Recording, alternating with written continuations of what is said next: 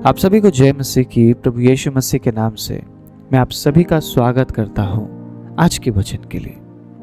प्रभु के आनंद के बारे में आज मैं बात करना चाहता हूं, क्योंकि मैं जानता हूं एक विश्वासी के जीवन में कठिनाई आती है, तकलीफें आती है, मुसीबतें आती है। आप में से कोई ऐसे हैं कि ये आप बोल सकते हैं कि नहीं, प्रभु में विश्वास करने के बाद मेरे जीवन में कोई कठिनाई नहीं आई, कोई तकलीफ और कोई मुसीबतें मेरे जीवन में नहीं आई। कोई है आप में से? ऐसा कोई भी नहीं है। जो लोग ऐसी बातें बोलते हैं वो झूठ बोलते हैं, वो झूठ बोलते हैं क्योंकि बाइबल में साफ लिखा है, अगर तुम मेरे पीछे आते हो, यीशु ने क्या कहा, अगर तुम क्रूस को उठाते हो तो अपना इनकार करो और मेरे पीछे आओ। और कई जगहों में हम पढ़ते हैं दुख को सहना पड़ेगा, कष्ट आएंगे, परीक्षाएं आएंगी। यीशु ने साफ साफ कह दिया, और यीशु ने कह दिया चुनाव तुम्हारा है। अगर तुम आना चाहते हो तो मैं तुम्हारे साथ रहूंगा, लेकिन अगर तुम नहीं आना चाहते हो, चुनाव तुम्हारा है। आपने चुनाव किया है प्रभु के पीछे चलने का, तो आप किसी भी परिस्थिति को लेकर आप ये नहीं बोल सकते कि प्रभु आपने मुझे इस परिस्थिति में डाला है। आपका चुनाव था प्रभु के पीछे चलने का, परमेश्वर ने आप पर अनुग्रह किया और आप उसके पीछे चल रहे हैं। तो ये सौभाग्य है हम सभी के लिए कि हम उसके पीछे चल रहे हैं, हम उस पर विश्वास करते हैं। ये सौभाग्य है, आमीन। ये सौभाग्य सबको नहीं मिला है, क्योंकि वो कहता है चुनकर वो अपने समीप लोगों को आने देता है, चुनकर। इसमें हम ये समझ सकते हैं कि हर कोई परमेश्वर के करीब नहीं आ सकता है। जब तक पिता ना चाहे कि कोई यीशु के पास आए, नहीं आ सकते। आप अपनी मर्जी से नहीं आए हैं, मैं मेरे मर्जी से नहीं आया हूं। हम पर प्रभु का अनुग्रह हुआ, इसीलिए मैं इसे सौभाग्य कहता हूं कि हम उस पर विश्वास कर पाते। लेकिन उसी जगह में सत्य हमें दिया गया है, प्रभु का वचन हमें दिया गया है, और बार बार हमें कहा गया है आनंदित रहना। आज मैं बात ये नहीं करूंगा कि कैसे आनंदित रहा जाता है, क्योंकि पहले ही मैंने इसके बारे में आप सभी के साथ बात किया है। अगर आपने उस प्रचार को नहीं सुना है तो जरूर आप सुनिएगा, चैनल में अवेलेबल है। प्रभु में हम कैसे आनंदित रह सकते हैं, तरीकों के बारे में मैंने बताया है। लेकिन आज मैं परमेश्वर के अजीजों बात करने वाला हूं, प्रभु का आनंद हमारे जीवन में क्या बदलाहट लेकर आता है, क्यों आनंदित रहना चाहिए। आज मैं इस बारे में बात करने जा रहा हूं। अगर आप दुखी है, अगर आप तकलीफ में हैं, आप मुसीबत में हैं, इस वचन को अगर ध्यान से सुनते हैं, मैं विश्वास के साथ कहता हूं आज आप शांति प्राप्त करेंगे।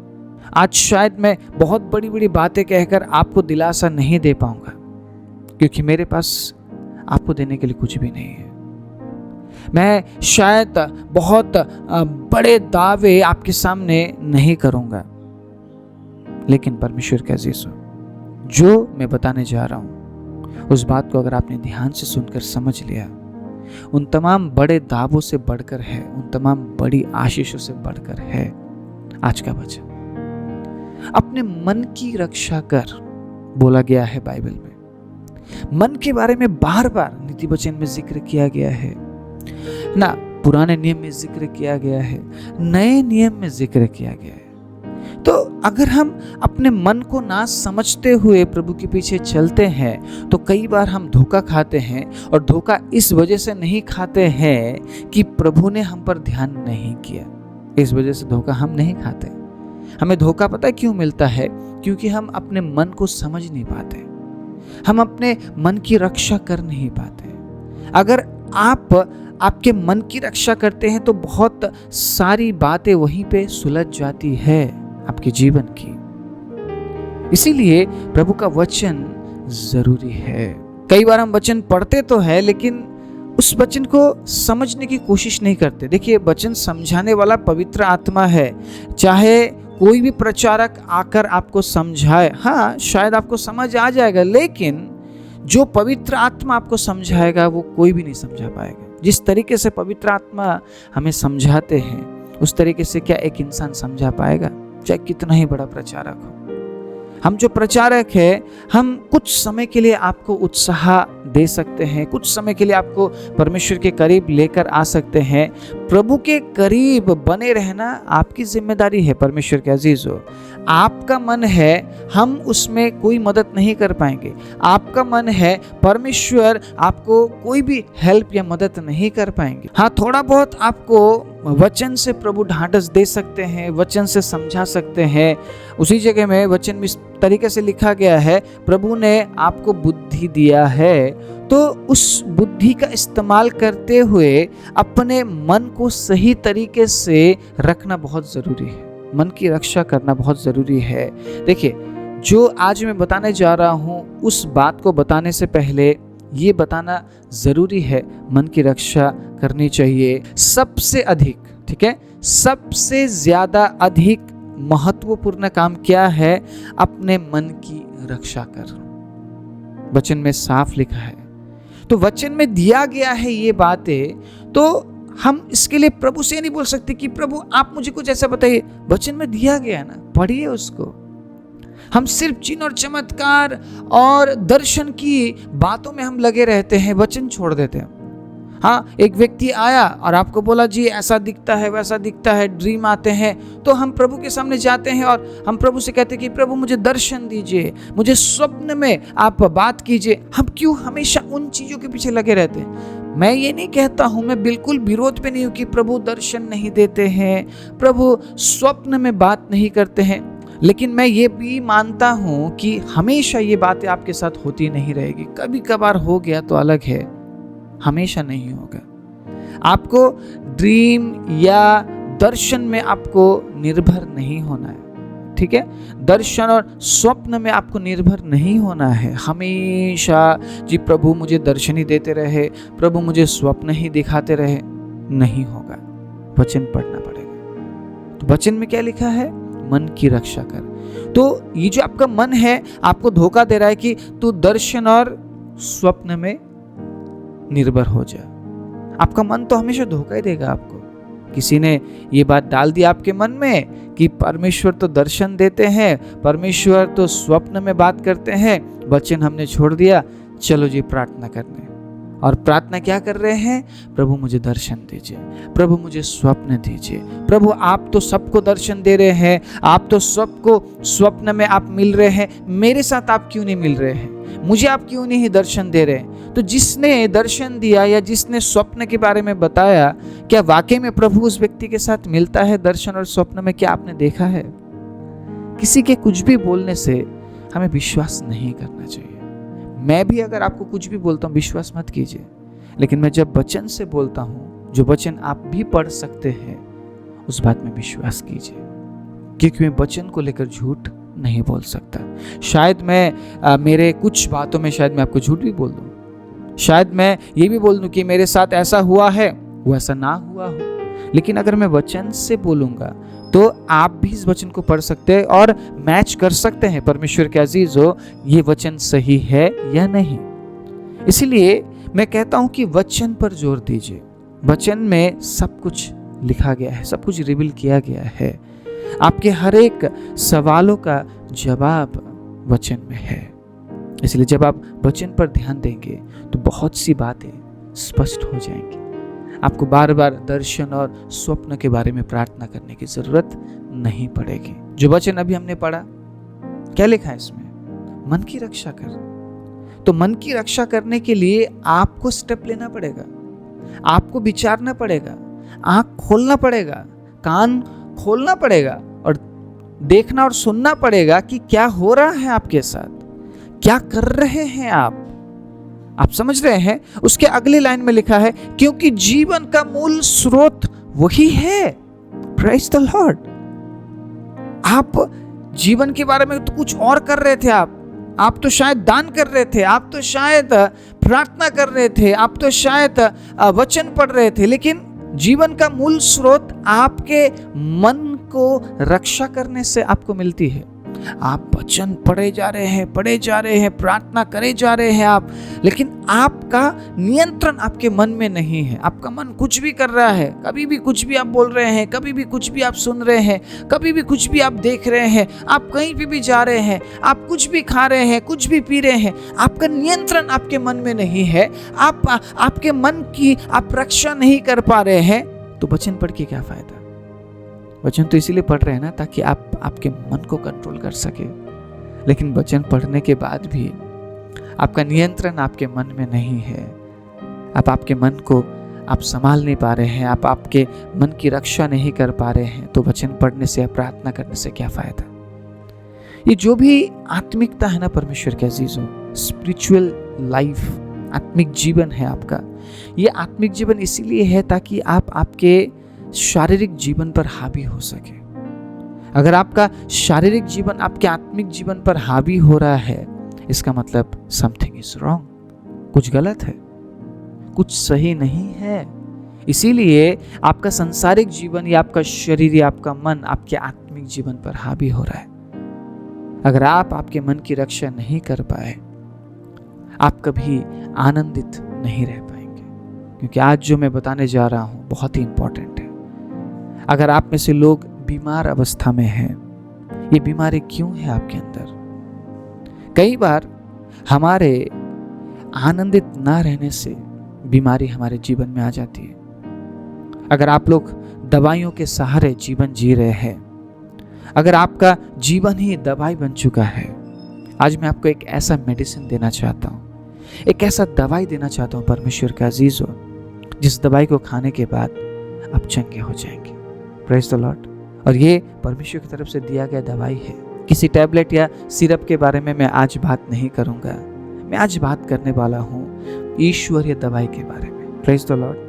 मैं पढ़ना चाहता हूँ आप सभी के बीच में नीति वचन 17 अध्याय उसके 22वें आयत को। बहुत ही सुंदर वचन है, ध्यान से सुनिएगा। मन का आनंद अच्छी औषधि है, परंतु मन के टूटने से हड्डियां सूख जाती है। इसीलिए ये गीत मैंने आपके बीच में गाया, प्रभु का आनंद मेरा ताकत है। बोलिए, प्रभु का आनंद मेरा ताकत है। क्या आप घोषणा कर सकते हैं मेरे साथ? कहिए, आज के बाद प्रभु का आनंद मेरा औषधि बनने वाला है।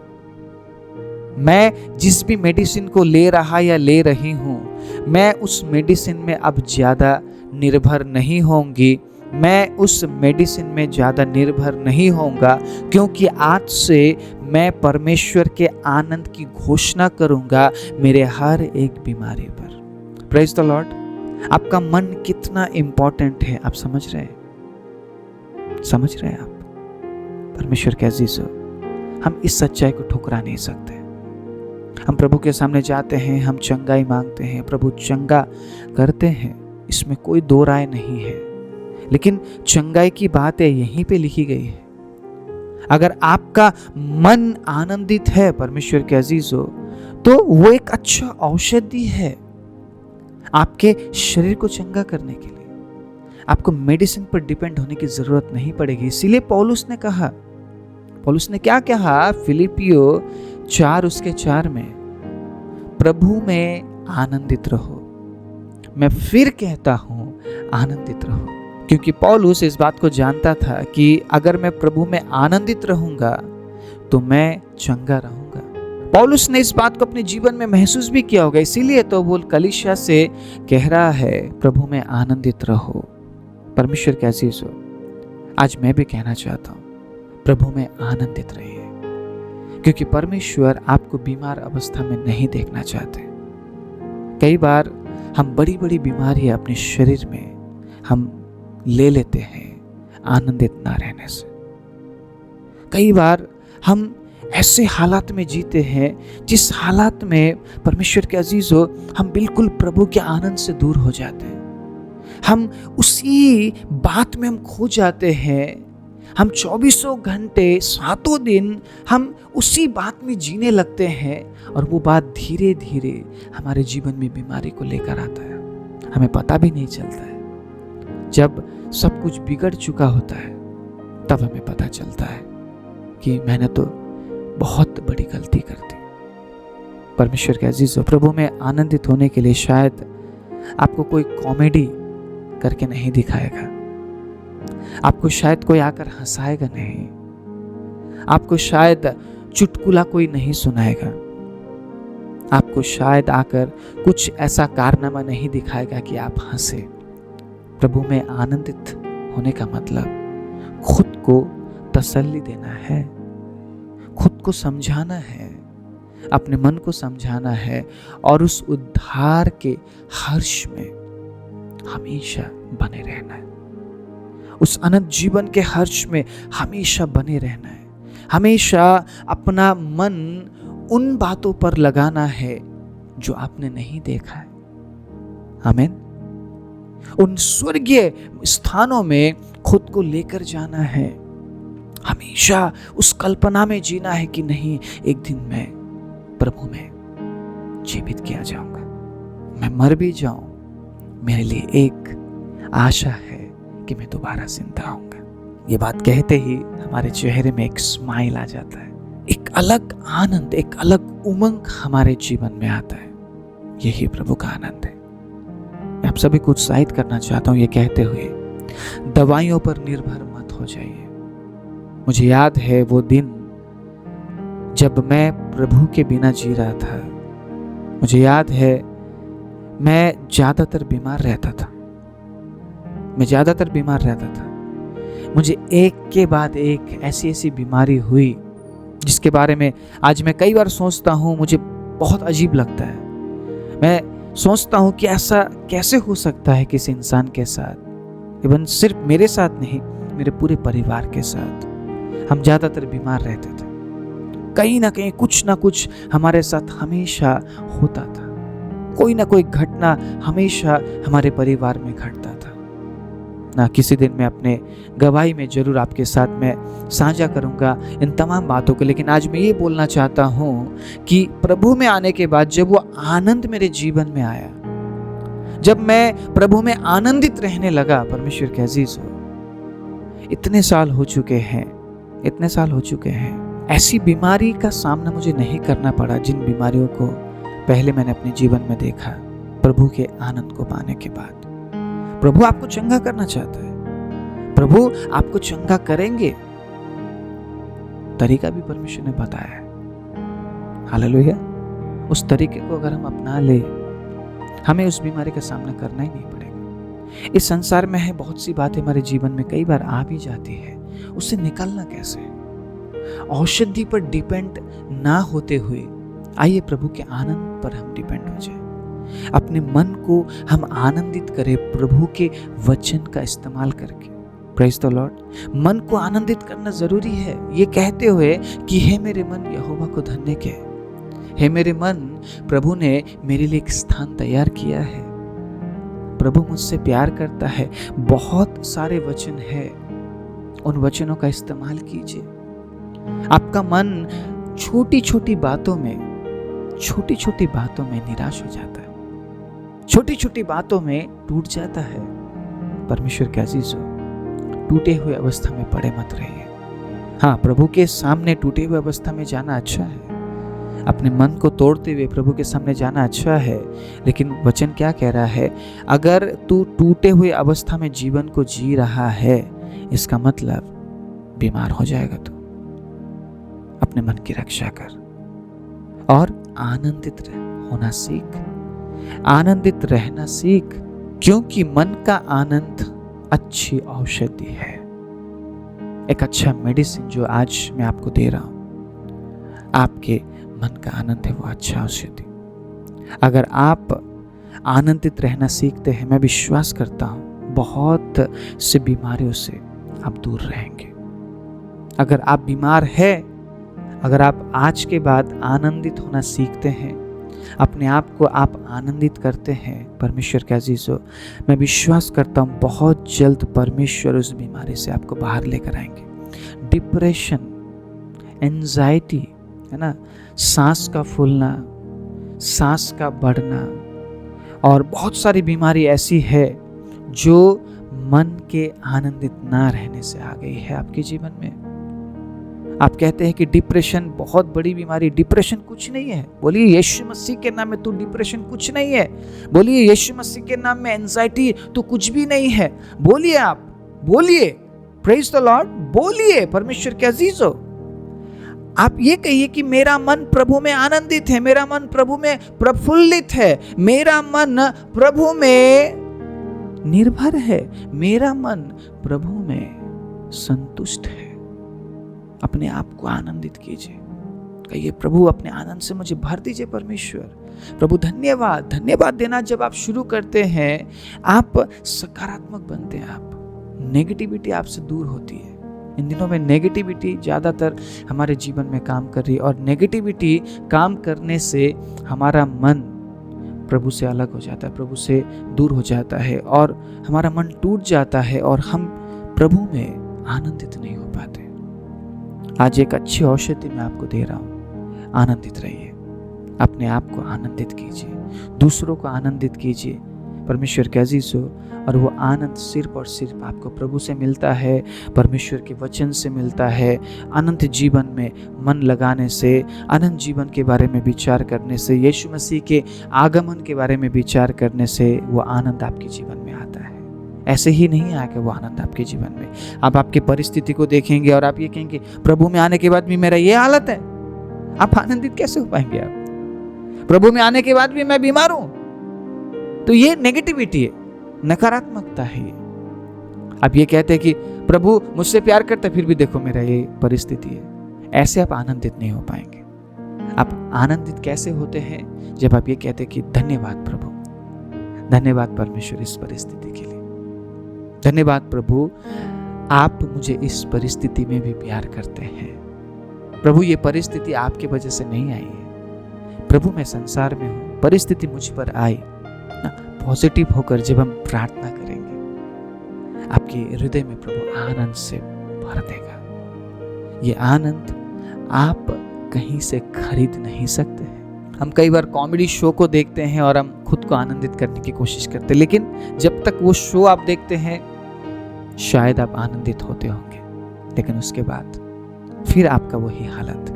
प्रभु कॉमेडी करके आपको आनंदित नहीं करता है। उसे कॉमेडी करने की जरूरत ही नहीं है, उसे हमें हंसाने की जरूरत ही नहीं, क्योंकि उसमें आनंद छिपा हुआ है। और जब हम पॉजिटिव होकर अपने परिस्थिति के लिए प्रभु को धन्यवाद देते हैं ना, आत्मिक बातों पर हम मन लगाते हैं, प्रभु के राज्य के बारे में हम विचार करते हैं, प्रभु उस आनंद से हमें भर देते हैं। और मैं विश्वास करता हूँ परमेश्वर के अजीजों, अगर आप उस आनंद में भर जाते हैं, उस आनंद में बने रहते हैं, तो वो आनंद औषधि का काम करेगा और आपको बहुत जल्द उन तमाम मेडिसिनों से आपको छुटकारा देगा जिन मेडिसिन्स में आप डिपेंड हो गए हैं। और आप ये सोच रहे होंगे कि यही औषधि मेरा पूरा जिंदगी है। नहीं, आज के बाद आप क्लेम कीजिए, घोषणा कीजिए, प्रभु मैं दवाई पर नहीं जीऊंगा, मैं दवाई पर नहीं जीऊंगी। Praise the Lord. मैं विश्वास करता हूँ प्रभु बहुत जल्दी आपको चंगा करेंगे, क्योंकि प्रभु के वचन में साफ लिखा है, मैं उसके बिछौने को उलट कर उसे चंगा करूंगा। Praise the Lord. और वो आनंद जैसे ही आपके मन में आएगा, धीरे धीरे आप चंगे होने लगेंगे और आप बीमारी और डिप्रेशन और एंजाइटी में आप नहीं जाएंगे। आइए अपनी आंखों को बंद करें। Jesus, hallelujah. बहुत से लोग बीमार अवस्था में शायद इस वचन को सुन रहे होंगे। प्रभु मैं आज घोषणा करता हूं उस आनंद की। यीशु आपके आनंद से आप उनके मन को भर दीजिए। Praise the Lord, hallelujah.